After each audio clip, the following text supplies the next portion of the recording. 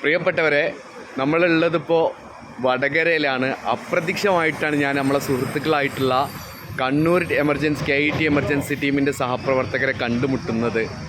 നമ്മുടെ പ്രവർത്തകരെല്ലാവരും തന്നെ വയനാട്ടിൽ ഏകദേശം 25ഓളം നമ്മുടെ പ്രവർത്തകർ വയനാട് ഇതുവരെയായിട്ടും സ്റ്റേ ചെയ്തുകൊണ്ട് നിൽക്കുകയാണ്.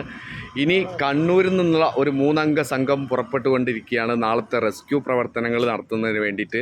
നമ്മുടെ പ്രിയപ്പെട്ട സഫ്വാൻ ഉണ്ട്, അതുപോലെ തന്നെ തൗസീഫ് ഉണ്ട്, നമ്മുടെ ഉണ്ണി അടങ്ങുന്ന വലിയൊരു നിര എല്ലാ സന്നാഹങ്ങളുമായിട്ട്. നമുക്കറിയാം അവിടെ ഇനി മൃതദേഹങ്ങളൊക്കെ ഉള്ളത് അവിടെ മരത്തിൻ്റെ ചോട്ടിൽ, അതുപോലെ തന്നെ ബിൽഡിങ്ങിൻ്റെ കോൺക്രീറ്റ് ഭിത്തിക്ക് അകത്തൊക്കെയാണ്.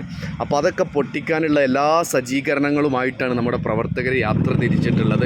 കോൺക്രീറ്റ് പൊട്ടിക്കാനുള്ള സജ്ജീകരണങ്ങളുണ്ട്, അതുപോലെ മരം മുറിക്കാനുള്ള സജ്ജീകരണങ്ങളുണ്ട്, അതുപോലെ അവിടെയുള്ള ആളുകൾക്കുള്ള വെള്ളം, വസ്ത്രം അടങ്ങിയിട്ടുള്ള എല്ലാ കാര്യങ്ങളുമായിട്ടാണ് നമ്മുടെ പ്രവർത്തകർ യാത്ര തിരിക്കുന്നത്.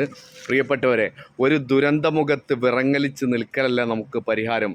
കയ്യും മെയ്യും മറന്ന് രാപ്പകൽ ഭേദമന്യേ പണിയെടുക്കൽ തന്നെയാണ് പ്രതിവിധിയെന്ന് വീണ്ടും നമ്മൾ മലയാളികൾ തെളിയിച്ചു കൊണ്ടിരിക്കുന്ന ഒരു അസുലഭ നിമിഷത്തിലാണ്, പോരാട്ടത്തിലാണ് നമ്മൾക്ക് തോൽക്കാൻ മനസ്സില്ല.